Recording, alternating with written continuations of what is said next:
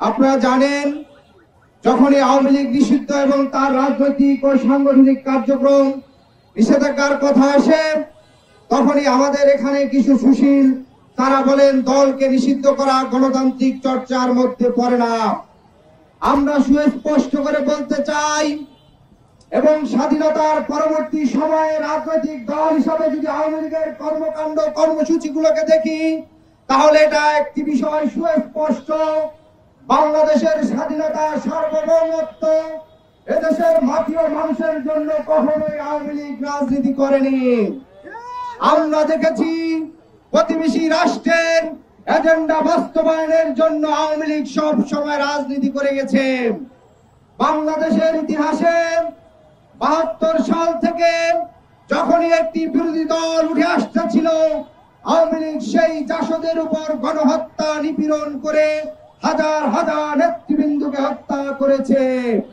এরপরে আমরা দেখলাম ২০০৮ সালে সেই আওয়ামী লীগ ক্ষমতায় এসে এদেশের পিলখানা হত্যাকাণ্ড, ২০১৩ সালে শাপলা হত্যাকাণ্ড এবং সর্বশেষ জুলাই আগস্টে ২০০০-এর অধিক মানুষকে তারা শহীদ করেছে।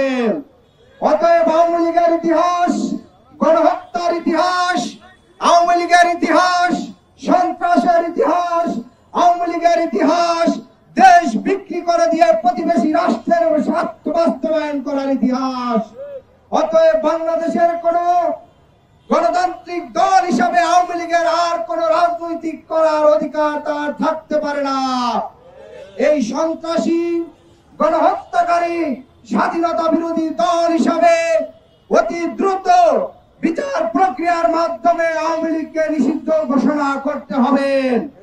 সংগ্রামী সাথী ও বন্ধুগণ, আজকের যারা অন্তর্বর্তী সরকারের উপদেষ্টা আছেন, সেই উপদেষ্টাদের আমরা এই আওয়ামী লীগ নিষিদ্ধ এবং এই বিষয়ে কোনো সুস্পষ্ট বক্তব্য দেখতে পাচ্ছি না। এখনো জুলাই আগস্টের শহীদ পরিবাররা কান্না করছে, জুলাইয়ের আহত সহযোদ্ধারা এখনো হাসপাতালে কাতরাচ্ছে, কিন্তু সেই শহীদের রক্তের উপর নির্ভর করে আজকে আপনারা রাষ্ট্র ক্ষমতায় আছেন, আপনাদের ভিতরে সেই শহীদদের জন্য ন্যূনতম কোনো অনুভূতি দেখা যাচ্ছে না। আমরা স্পষ্ট করে বলতে চাই, প্রধান উপদেষ্টা থেকে শুরু করে আইন উপদেষ্টা আসিফ নজরুল থেকে শুরু করে প্রত্যেক উপদেষ্টাকে আমরা পাবলিকলি আওয়ামী লীগ নিষিদ্ধের বিষয়ে সুস্পষ্ট বক্তব্য জানতে চাই। অন্যথায় ছাত্র জনতা আপনাদের এই আওয়ামী লীগ নিষিদ্ধ না করার ফলে আপনাদেরকে জবাবদিহিতার আওতায় আনা হবে।